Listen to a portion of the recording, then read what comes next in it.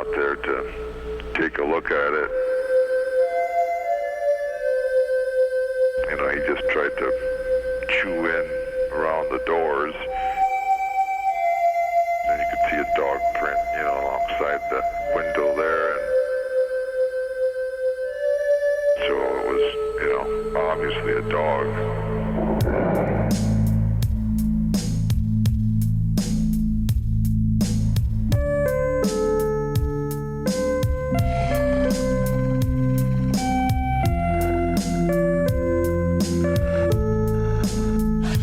Scares the crap out of me even thinking about it. It wasn't a figment of my imagination. It was real. Something was there. Oh my God! I've never been so scared in my life. A cool summer morning in early June is when the legend began. It's possible it was some kind of animal. I felt this hot breath on the back of my neck. Go back to the car. Yeah, man, and Go to the car. we just bolted out of there. There was a dogman looking in and grinning.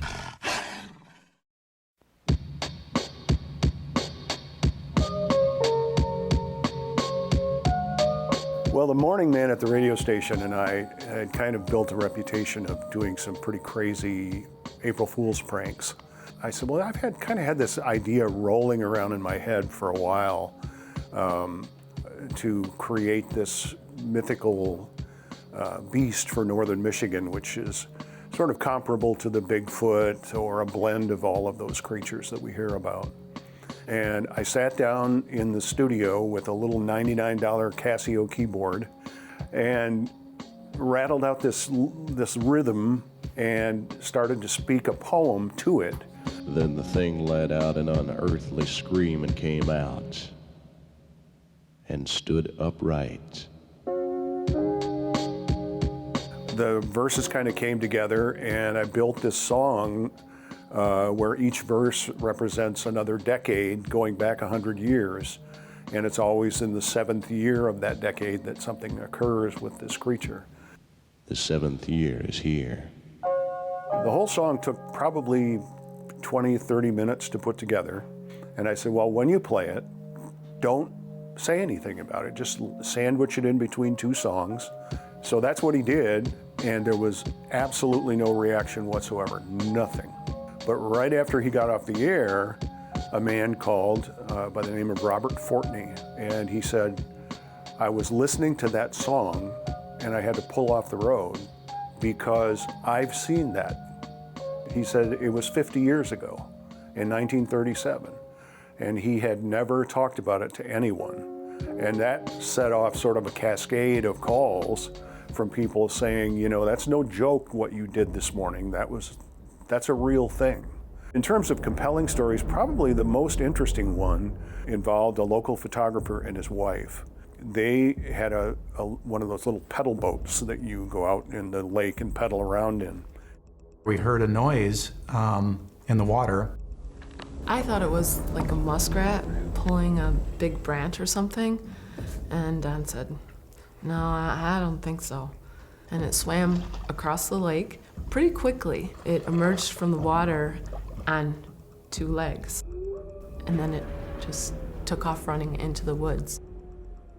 And they said it was a long-haired creature with a head that looked like a dog. And what makes that story so compelling is that most of the time, sightings are solo. So it's really unique to find one where 2 people see the same thing at the same time, and they describe it exactly the same way. When I wrote the song, I was just creating something fun, and it just took off from there and exploded. It almost went global at that point. And the song went to Armed Forces Radio, and it still is played on Armed Forces Radio at Halloween in Japan and Germany all these years later. So that was really the launch pad that took the Dogman from just being a local folklore into sort of this global phenomenon, if you will. When Steve created that song in 1987, the town buzzed. That song scared the crap out of people.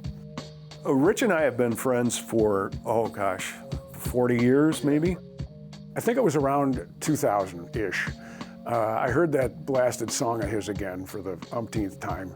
And then I thought, wait a minute, Dogman, that might be there's a lot of interest in that already. He came to me one time and said, this crazy Dogman thing is just nuts. I'd love to do a film about it. And I said, heck yeah, let's do it. The fun part about it is that song of his, by that point, had scared the hell out of probably 2 generations of people. So I thought, this is a home run.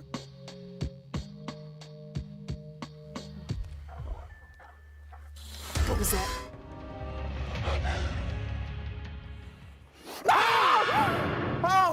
They're a lot of fun. They have a real Hitchcock feel to them, and they're just really well executed.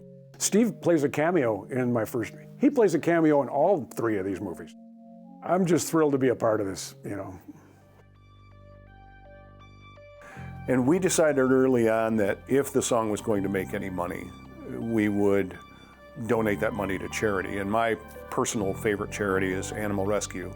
When he sells DVDs of our movies, all that money goes to his Animal Rescue charity. He really is passionate about that. I know how hard those people work, and I know what a painful job it can be at times, and I'm just a huge animal lover. That was really the most important aspect of it to me. The creativity part of it was a lot of fun and all of that, but in terms of just for the personal satisfaction, that meant a lot to me. I think it's pretty just ironic that it's a dogman, the giant, scary dogman that's actually rescuing and helping little puppies.